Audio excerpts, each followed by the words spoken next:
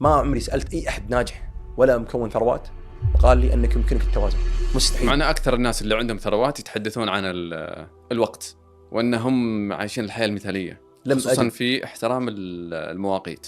لم أجد أي شخص موازن بينه هذه الأمور كلها. ولو تبحث أنت عن السلف والتاريخ تجد بأن الأغلب مقصر في هذه الأمور. فأنت إذا تريد تكون متميز والأفضل في مجال معين يجب أن تستنقص من أمور ثانية. إذا أنت تريد جيد في كل الأمور، ممكن جيد في علاقاتك، جيد في أهلك، جيد. أنا هذا شخص جيد في فلوسي، جيد في علاقاتي، جيد في صحتي، مش الأفضل في كل شيء. تريد الأفضل في صحتك لازم تقلل أمور ثانية، تريد الأفضل في مالك لازم تقلل تركز عليه شوي. بالضبط 100%.